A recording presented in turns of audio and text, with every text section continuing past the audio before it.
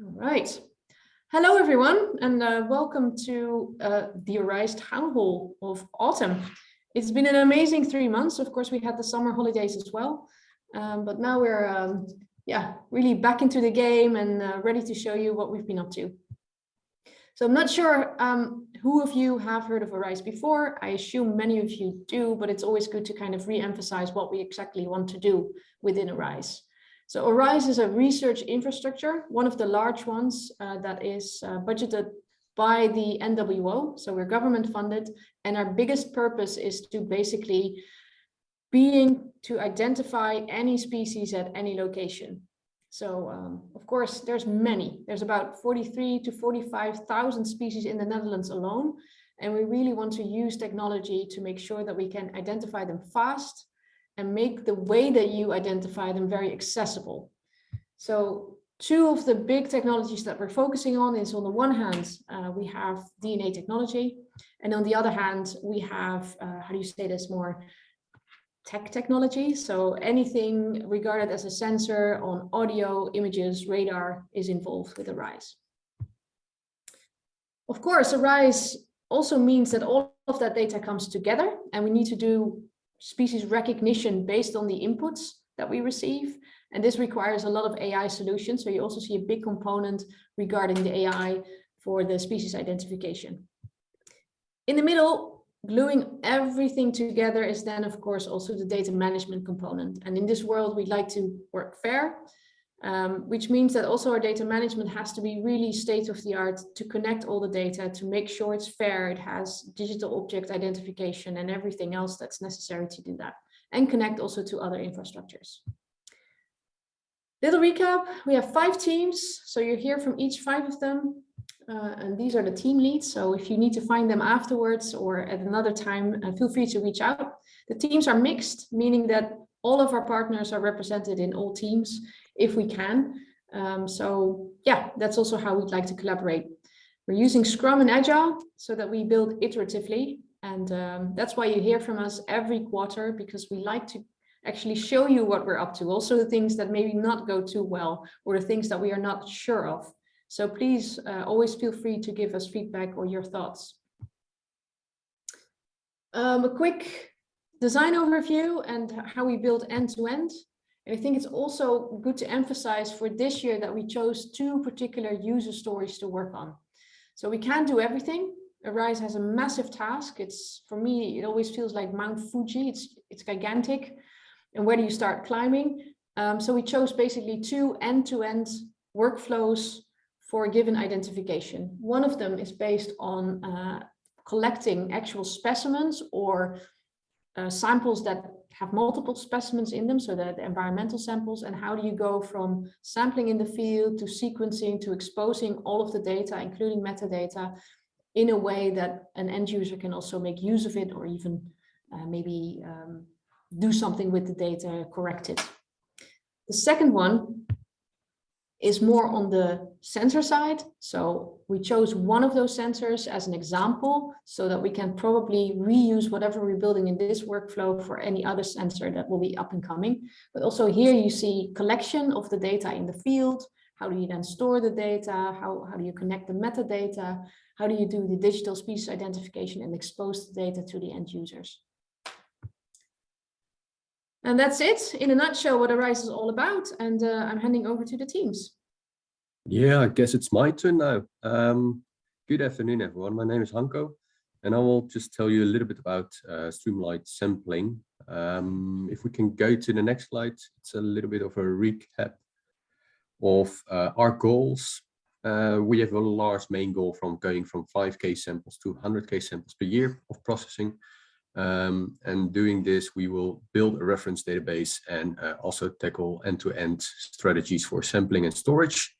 And we also put a lot of time on reducing time costs in all our processes, and hopefully high throughput, because we want a validated database. Lately, we have a little bit of team growth. We have several new volunteers. Some started during the summer or over summer. We have 2 new students that work on a food samples project, a food forest project. So they collected a lot of specimens, they sort the specimens, and all the specimens that we still need for our reference database, they will select it for us and handle them, which is quite nice. And we have a new intern, which is on the next slide. She will be focusing on meta barcoding. She just started. She finished her second week today. So she's brand new to the team, and she will stay with us for 9 months, and she will really dive into time and cost efficiency for single specimens barcoding, but also test various approaches for meta barcoding. Like, can we already barcode just the ethanol of the jars, or do we need to do a little bit more work in there? So next slide, please. We just finished in the early September the AWD pilots. We did 3 weeks of field work where we compared the OPSIS cameras versus traditional sampling methods like the malaise trap, beetle traps, and several others. And we roughly collected about 13 to 15K specimens. And actually also processing all the specimens is going quite fast. We're already halfway, I think, almost of all the specimens. So that's really nice. Going to the next slide again, please. We're working now on innovating our processes and see where we can reduce time that we need. We saw that, like, photos, for example, take a lot of time, and we don't need to photograph every single specimen that we segregate from the samples, because some already has been photographed 3 times. So now we changed our approach from photos first to photos last. And we also put a fridge nearby and also other things to try to speed up the process. And actually, if you look at the last 2 months, it's really going up. So we're on the right track. And actually now over 50 plates are ready for sequencing. So now we are actually waiting for the sequencing team, which I did not expect before actually. In the next slide, please. Yeah, this is just an example of one small thing that we changed, but it reduced so much time already. In the video, we can start it. Maybe if you start it, you can mute the sound probably underneath. Yes, or reduce it. This is just the whole way we had to walk to get to the fridge for the plates and then hand them over to the sequencing team. So we had to go through a long hallway in the elevator, in a hallway, and then through a crossing, through another hallway. And then we go right through the lab part. And we're on the base floor. We take the elevator to the 3rd floor again and go up. And then we get in the hallway from the lab, and there is the fridge finally. So this takes about 15 to 30 minutes every day just to bring over the plates. So now I just bought a fridge, and we put it just next to our tables, more or less. So that saves so much time already. And it's just a small thing, but it helps so much, and also reduces the frustration a bit over this as well. So that's really nice, just a simple thing. Let's go to the next slide then. Yeah, this is something also I'm really happy about. We have a go on our sampling tool. So we have a proof of concept, which is being checked by several people. We have received a lot of feedback. Also, some external parties have seen this already. And actually, we now have a go to build this. And yeah, we're just starting to build this app. And it will handle all the metadata of physical collected specimens, basically. There will be some quality control of the metadata. So this will reduce several steps in all of our processes. And just to show you this a little bit, I've inserted a large scheme of all the processes involved from specimens that we've received from field experts. So these are all the steps we have to process from all those specimens. It's quite a lot, and if we go to the next slide, you can really see what the sampling tool will probably have for effect. So for us, this is a big thing, and hopefully it will also work for practically for the field experts as well, because it should not only help us, but also in the field. Yeah, so I'm really hoping that the next test version that we will have probably by February, March, will be very helpful. You just went one slide back. Yes. Then a little bit on the fungal biodiversity for Westerdijk. Margarita is connected to team sampling for all the fungal biodiversity. And if we go to the next slide, we can see some of her results. So they have a large student science project And this is a very basic step-by-step approach how they can receive samples from kids from schools or by other parties. And I think this is very helpful, and I hope also later to have something like this for a sampling kit for our teams. And on the next slide, we see some of the results. So this is the results from 2017 to 2019. These results will also be used for ARISE. They received 319 soil samples, and this was several thousands of strands for fungal biodiversity. Yeah, 3.8 thousand fungal strands, which is quite nice. Those have all been processed now and all been handled. And on the next slide, we also see the results from 2021. About 120 new soil samples, 90 are now processed. So she still has to do some, and she has also a new student to process the last ones. But this also results already of near 3,000 new fungal strains for them. And this results also in plenty new species, actually. They described 50 new species over the last few years, and they named it after the collectors. So often those are lower school children, which is a really nice project that children find fungi and they get a new species named after them, which is, yeah, quite interesting, a nice approach. And probably they have several hundreds more to be described. So that's quite exciting, actually. So some of our outlooks, we have to have processed over 10K specimens. I think we're now between 6 and 8K specimens at this moment, but we're really stepping up in the process and in speed. Meta barcoding started hopefully by the end of this year. We got some first results, hopefully. We will go back to collection mining because this proved first unsuccessful, but now we will do a new pilot, check various approaches to see about what the costs are to really barcode old historical material if we cannot find the species in the field itself. And we will continue on developing the sampling tool. So that's a little bit of the outlook. I will not join the discussion later, sadly, because I have to rush to Belgium to go on a little weekend trip. So sorry for that. So hopefully someone else can handle the questions for team sampling. Thank you.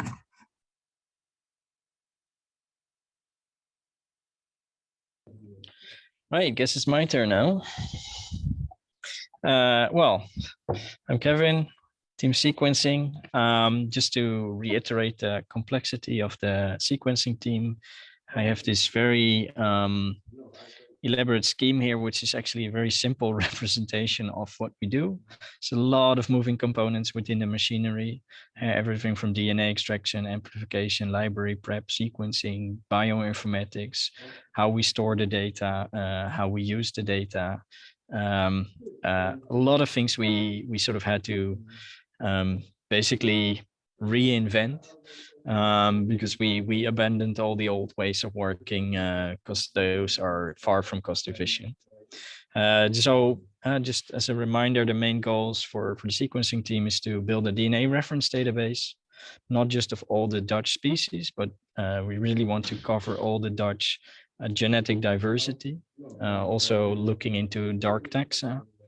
We want to have end-to-end protocols for all the different types of material, and of course reduced costs and ramp up the high throughput. And for that, I have some updates in the upcoming slides. So to do all of this, of course, we need to prioritize. I think we are about to finalize the sort of the first version, and then we can hopefully after next week, when we have the new sequencing machine installed, start processing those 50 plates that Hanko has waiting for us. So you see, we already made some milestones. So as I said, we have a new sequencing machine, but we also have signed all the contracts for the new DNA extraction robots, which will hopefully come in later this year. And the first target list is online, but more on that later. Just some lab and bioinformatic updates from our side. As I said, robotics tender is now finally done. We have a winner, we signed the contracts, and right now as we speak, they are building and programming the robot for us. which will greatly increase the speed of processing those plates, because we can do simultaneous DNA extraction and PCR prep for 4 plates. Just for those who are not familiar with the way we work in a high throughput lab, when I say plates, I mean collections of 95 specimens in a single sort of plate, which is a unit that we use in the lab. So we don't do individual specimens anymore. We all process them by 95 specimens per plate. So we can do, with this new robot, we can do 400 samples in one go. Next to that, we have our new sequencing machine, the Grid Ion, to do all our sequencing for us, which really helps us to have a lot more flexibility on how many samples we combine in one sequencing run, how quickly we want it done, and it opens up a lot of possibilities for sequencing all kinds of different samples in different ways. The machine arrived last week. We just unpacked it, plugged it in. 2 people from Oxford Nanopore will be with us next week for a 2-day training session, looking at all the different protocols in bioinformatics. So we really can start having more people in the lab able to operate this machinery. Next to that, we're also looking at meta barcoding data, so sequencing complex mixtures of samples. In this case, working a lot with soil samples, for which we sequence all the fungal biodiversity. And we now have a big data set waiting for us for analysis, for which we needed to optimize the pipeline a bit because the data was too big to fit into our current pipeline, which is, I guess, interesting.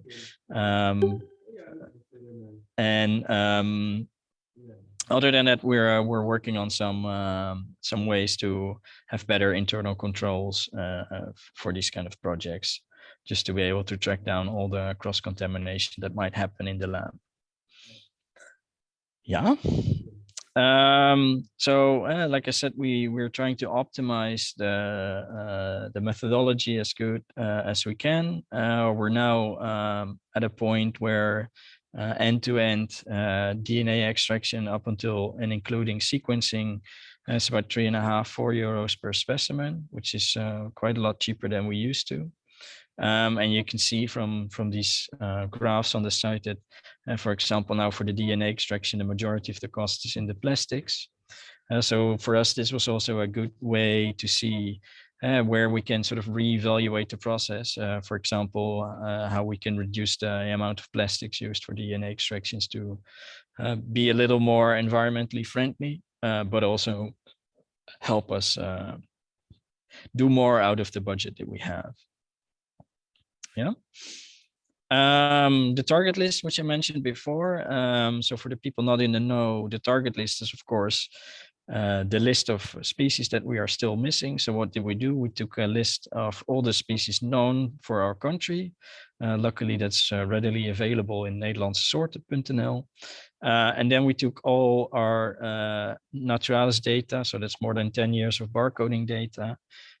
We got all the fungal barcodes from Westerdijk, and we also looked at all the publicly available data that's already deposited on the Barcode of Life database.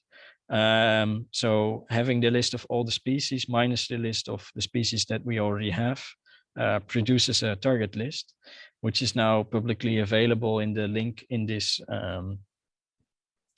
slide. And on the next slide, I have a little screenshot of what you can expect. I already showed a video in an earlier presentation. I think it's probably in one of the presentations that you can find on YouTube. Otherwise, we'll add it. There's a bunch of ways that we can filter this data, looking at different taxonomic levels, see how complete these groups are for the barcodes that we want to collect.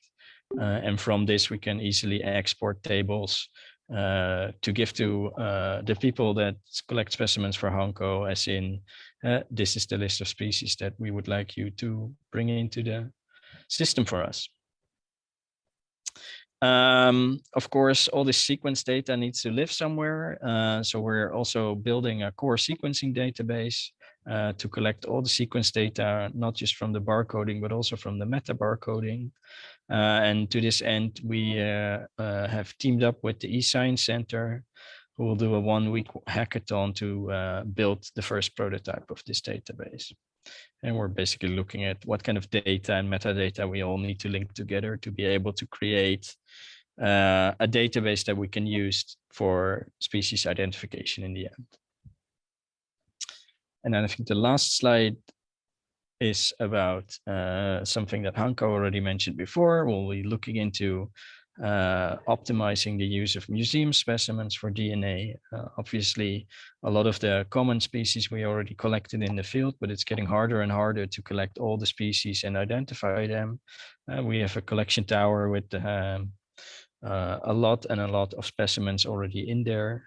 So we now started a project together with a student who will look into optimizing sort of the DNA extraction methods, but also the sequencing methods. And hopefully we can come to a sort of a decision tree where we can base the choice of extraction and sequencing protocols on the material and its age. And I think that's it. Oh yeah, the outlook, of course. Of course, we also are going to do some things in the coming months. So hopefully the integration of the DNA extraction robot will be there, in which we can do a further optimization of the extraction protocols. The prototype of the core sequencing database, I hope to have it by the end of the year. We'll have protocols for high throughput soil sampling based on that meta barcoding data set that we are processing. And we will also, of course, start with the workflow for the museum specimens. That's it. Okay, my name is Jacob. I'm team lead for the digital species identification team. The goal of our team is to be able to identify any species in any type of media. That's quite an ambitious goal. We're starting off with images and sound. So here you see a typical example of species being identified in an image or in an audio recording. That is quite challenging. There's not only many species, but also many use cases. So we'll need a lot of different algorithms to do that. That's why we started building an algorithm repository. And basically, what we are doing now revolves around this repository. Our goal is to put AI in the hands of basically everyone without any technical background, which means that you can process your data using AI algorithms with the click of a button, so that we automate everything for you. And at the same time, we also process audio files.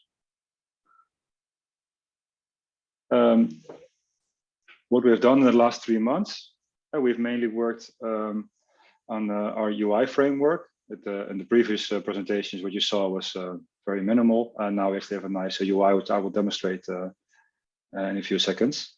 We've improved data loading speeds to make it actually more usable. There's quite a lot of work in the back end. And we started using the Dutch national supercomputer, Snellius. We are trying to deploy our algorithms on the supercomputer in an automated way, and then the generic way, which is quite challenging, and we are tackling this together with the Snellius team. So what I've done, I've recorded a video of our current system that is deployed. So let's have a look.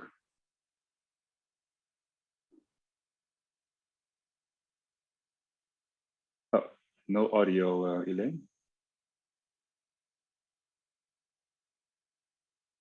I think the video is muted. The YouTube video itself is muted on the bottom left.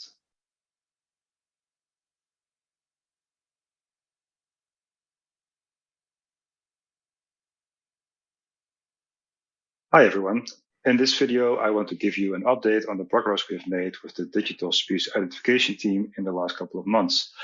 What you see here is the landing zone, the dashboard. This will be the first screen that you see when you open the system. And this currently is just a navigation menu, but here we will add components like this image. This is a mock-up, but on the dashboard will show an overview of the sensors you've originally used, recent analysis jobs you have done, or data sets that you have created.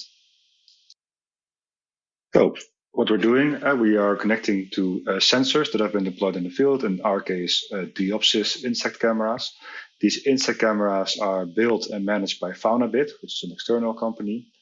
What we do, we connect to Faunabit, and via their API, we are now pulling in information from a number of cameras that you see here, and we also retrieve their location in. So this page currently is just an overview of the sensors we are connecting for this demonstrator's purposes. These cameras upload data to the BioCloud. We have imported or ingested a number of media items. So here you have a list of sensors that you can filter based on the sensor ID. As we have told before, we are working on 2 use cases, right? One is to process audio, in this case, a few audio files from Xenocanto, and images taken from camera traps.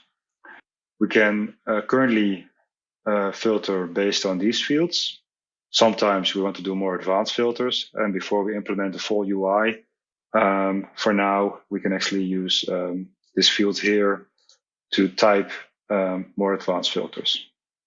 What we have done in the last or in the last month actually is update the backend for this to improve the speed. As you can see now, loading images is almost instant, which allows you to quickly browse through data for each camera. This is now a list view. In the next couple of sprints, we will work on turning this into a gallery view, so you can actually see more images at the same time. What this does, this allows you to browse data you want and to curate it. So in this step, we can start creating data sets.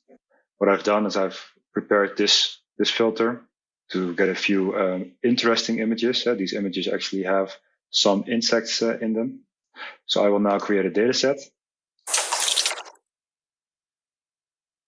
Give it a name, and data set now has been created. We have a data set page. It shows the data sets we have created. And now we want to analyze our data. So what you see here is the first version of the algorithm repository. Currently, there's 2 algorithms in here, one algorithm for Diopsis and one algorithm for a bird classification. If we want to upload a new algorithm, we can actually select the JSON file that describes the algorithm, which will then be uploaded to the repository and checked for suitability. Now we have an algorithm and a data set. We actually want to start an analysis. So in this screen, I can select the Diopsis algorithm and the data set we have just created. I can give this analysis job a name and set the batch size, which I will now leave to 1. And I will click Start Analysis. What you see here is the job status. It's currently starting. What is happening right now is that the algorithm is now being booted, so to say. Okay, now the analysis job is complete. We want to look at the results. This is our latest job. So here we see the analysis job results. Here we see the 4 images in our data set. This number in front of the image is for us, so we can quickly see how many detections there are in the image. This view will be updated, so it will be the same view as the media browser. And probably we'll add the bounding boxes of detections inside the image, so you can actually see where insects were detected. Now, if I click on the image, it will actually show the full size image with the algorithm output. As you can see, it detected quite a number of insects here. This concludes our short demonstrator of the DSI workflow.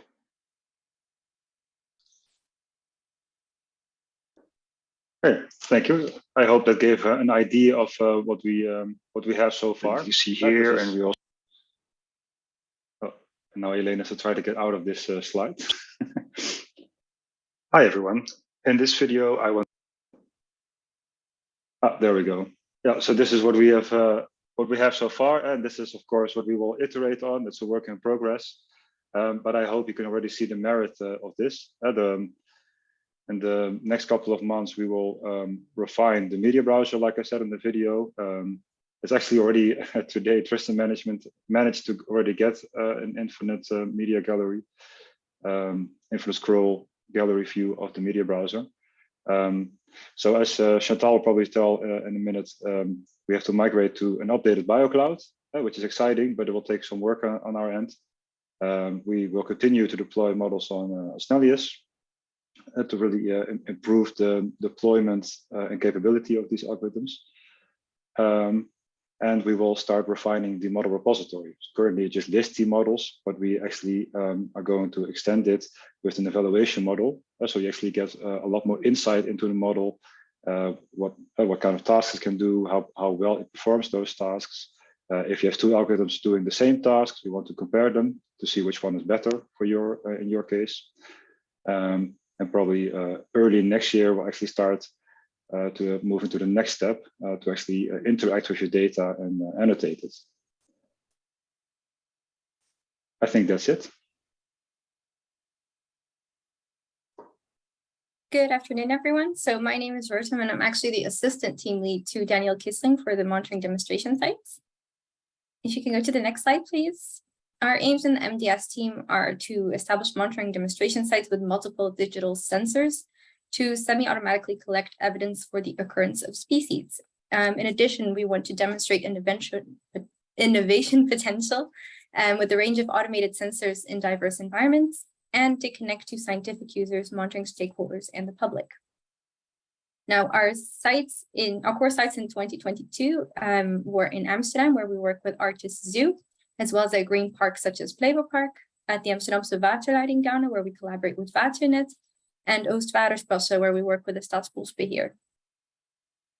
In 2022, we deployed a number of sensors at these sites, and not all sensors were deployed at each site.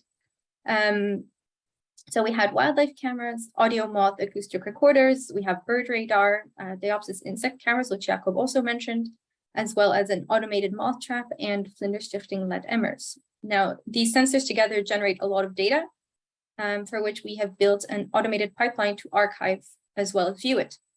So this is a brief overview of some of the features of the interface for our field sensors. So our current developments are in parallel with the DSI team, but they will be merged into a seamless user experience in the future. So we have an overview of all it's going a bit faster than we intended, but we have an overview of all our deployments. And for each, we can look at their diagnostics. So for example, the SD card usage, the battery life, the number of files. We can see the files associated with the deployment and easily filter them, which is where we're at now. And this is great because we have a lot of files. And we can see the files associated, we can also browse through the files and save them for later. And we can easily monitor our deployments and filter them. Now, all of this is per user. So we can filter user permissions for different sensors and sites, as we will see in just a moment. Yeah. Now that we have established these pipelines for these sensors, we're also looking into consolidating our, next slide please, into our sampling designs. So thus far, the majority of sensors were placed to assess the technicalities of installation and to test them out. So for example, testing in remote areas, whether the 4G is sufficient, etc. Now here's an example. I'm going to give an example of how we're consolidating the Amsterdamse Waterleidingduinen site based on ecological questions that were posed by Waternet.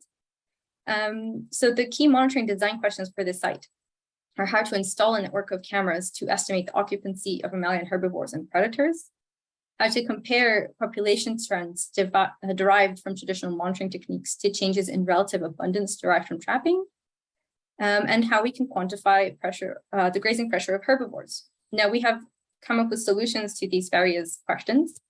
And in the next slides, I'll go over these solutions. So for example, first of all, on the left side, we can see the initial testing of the cameras. You can see just 5 cameras placed haphazardly throughout the dunes. And on the right, you can see the preliminary design for the consolidated camera monitoring design. So to install network, we first of all overlaid a grid of 1 square kilometer cells on the area. And there will be at least 1 camera per cell. Now in the red circle, you can see it's very, very faint, but there is an overlaid grid on this map. If you go to the next slide, please. The cameras are additionally stratified by habitats, which is what the colors resemble. So the triangles are the cameras and the colors are the habitat. So the light green are grassland, the dark green are forested, dark brown is scrubland, yellow is sand, and pink is for other low vegetation types such as moss. And the percentage of cameras per habitat type are divided based on how much of the area is of this habitat type. And the next slide, please. So next, there are 16 exposures in the dunes, which are to prevent large herbivores such as deer from entering. We plan to place one camera inside each of these and one control camera in a 200-meter radius around it. So if you look into the red circle, you can see two cameras, one inside the exclosure and one inside this buffer area. And this is the control camera. So we also have to ensure it's the same type of habitat as the camera inside the exclosure. And lastly, we made sure that at least 20 cameras are placed periodically along the traditional rabbit monitoring route, which on the map is the red road, kind of doing a circle right in the middle of the area. And that was just a quick overview of our preliminary plans for the dunes. And we're looking into such targeted approaches for each of the monitoring sites where we currently work at. In the next year, we're looking to add a lot of new sensors. In the first row, we have sensors that we have either already ordered or have received. So in the coming weeks, we will be deploying a vertical camera to connect to our bird radar. In spring, we hope to deploy Nestbox cameras, which were developed in collaboration with the University of Twente. And in the coming months, we also should be receiving the bug autonomous acoustic recorders, and we will be GPS tagging birds.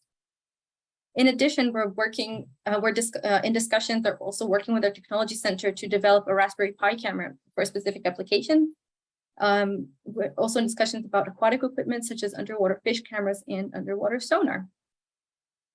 And lastly, in the next quarter, we also are going to look into data integration from different sensors. So now that we have established pipelines, we're looking into integrating the various sensors. And some examples of this are the bird radar and the vertical camera, which I just mentioned, which working together can be used to improve the species identification for the radar. We're also monitoring moths specifically with Diopsis insect cameras, the automated moth trap, and the Vlinderstichting LED Emmer, and comparing the data output from the different devices. And as a final example, we will be combining data from wildlife cameras and GPS tags to look into bird foraging and migration dynamics.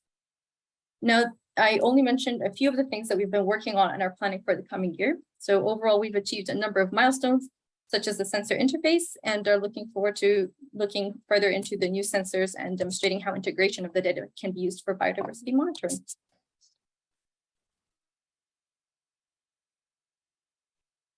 Right. All right. Last team is the BioCloud team. My name is Chantal Huibers. I'm based at Naturalis. And the BioCloud team is actually responsible for building the underlying digital infrastructure for RISE. As you've seen, Elaine, can you go to the next slide?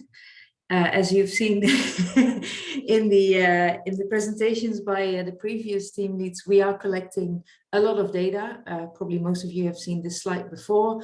For all species that we have in the Netherlands, we want to collect a range of different data types when available. And it's not just species data, but obviously also the data around how we've collected that data, sensor deployment information about lab processes. And as Elaine already said at the beginning of this presentation, we want to make that data fair so that it is findable and accessible, interoperable and reusable with other infrastructures, but also still making sure that users get credit for the data that they have and acknowledgement, so controlling access and authorization for this data. So the BioCloud team has been working on an architectural design for this big data management system. It has been quite a journey over the year where we started with prototypes that were working for small use cases, just using a combination of Postgres for managing the metadata in combination with iRods for managing where all the payload data, which is like the actual files of images and such, are stored. But it kind of turned out that that wasn't quite sufficient enough for the variety of data types that we are planning to manage through ARISE. We did quite a bit of investigation. I think that was what I mentioned last town hall, and decided that we really need a lakehouse solution to manage all this data, make our system future-proof, and make sure that it doesn't just work this year, what we're doing right now, but that we really build ARISE for the future of biodiversity data. So what we're doing at the moment is using Delta Lake, which is an open source storage framework to manage all this metadata. And I just wanted to highlight two main advantages over our previous prototype that we see in here. One of them is schema evolution. This really means that we're not stuck over time with the schemas that we define today, but that it can really evolve with what we're doing within ARISE, because we don't really know what kind of data types are yet to come. And we really follow this iterative approach of expanding, as well as time travel, which means that with every operation, there's versioning actions, and we can always go back to a particular time frame and then see what we knew at that time. A quick schema about the prototype. We call it prototype Delta. We've had Alpha and Gamma. We skipped Beta, but Delta is hopefully the last and final one. We're making good progress. We're still using iRods hosted by Surf for managing where the payload goes. iRods is really a solution so we can, based on automatic rules, move files between storage solutions. And we're storing all the metadata, as I said, in Delta Lake. But before it goes to Delta Lake, we're building this landing zone where we can actually ingest raw metadata in any format. So at the moment, we're really working with metadata in JSON files. But in the future, it doesn't really matter whether it's a CSV or an Excel or Postgres file. The idea is that we ingest anything in its form as we get it from the source in the landing zone, and then we build the translation into the Delta tables. In Delta Lake's the application, but the tables that we build we call Delta tables, and that's where we run the query. Next slide, Elaine. So after we've ingested the metadata and translated that from raw tables to enriched tables, we have an API that you can use to run a query. This query, like we had already kind of in our heads in the design in previous prototypes, will return to you a list of IDs. So these will be persistent identifiers for each file. A list of IDs that match the query. You can then retrieve that data set from iRods. And for the use case that we use as our first kind of end-to-end use case, the Diopsis insect cameras, this query data set can then be used by the DSI team to send to the algorithm, and we retrieve the results automatically into the metadata system as well. This shows that the way we try to set it up means that we use the exact same system in the future to also ingest other data types. So next up will be the sequencing data. As Kevin already explained, we're having an exciting endeavor coming up with the eScience team to also build this prototype for the sequencing data. And it won't be a new prototype, it will be the same prototype, but built towards ingesting metadata from sequencing data and linking to the actual sequencing files. And then we have sound data, maybe radar data, wildlife images data, any type of data, hopefully, that we can add in the future. In a little bit of detail, what does that mean? I don't really have nice fieldwork images. Maybe we should go on a fieldwork trip with the BioCloud team. But what does this involve? Lots of table definitions and schemas of how all these tables link together. Delta Lake is still a relational database in the backend. It just has some more state-of-the-art aspects that make it work better for what we need than a traditional relational database. Lots of scripts to pass all the metadata from JSON to these tables, and APIs to query and receive the results. Well, the images that I found of the work that we've been doing over the past months mostly involve whiteboard charts with lots of scribbles and boxes and arrows. Kevin already mentioned the hackathon coming up with the eScience team to actually do the same thing for sequencing. Another exciting thing that we're working on is moving towards our first MVP or minimum viable product for the Arise platform. We call this the landing zone. So when you come to Arise, what will you see? We've approached several companies that have more front-end experience than we have in our own team to help us with this endeavor. So we will outsource the front-end development, but it will be a very close collaboration with the Arise team. So we actually understand what's being built and can maintain and build upon that ourselves as well. By the end of the year getting close, but we're hopeful that we'll manage to have this homepage for the landing zone, including an updated UI for the target list that Kevin showed you, as well as a link to the UI of the DSI team that Jakob showed you. The image that you see underneath here is one of my previous presentations that shows you the list of end user services that we would like to see in the end. That won't all be ready by the end of the year. This is just a hint of where we want to go to with the Arise platform.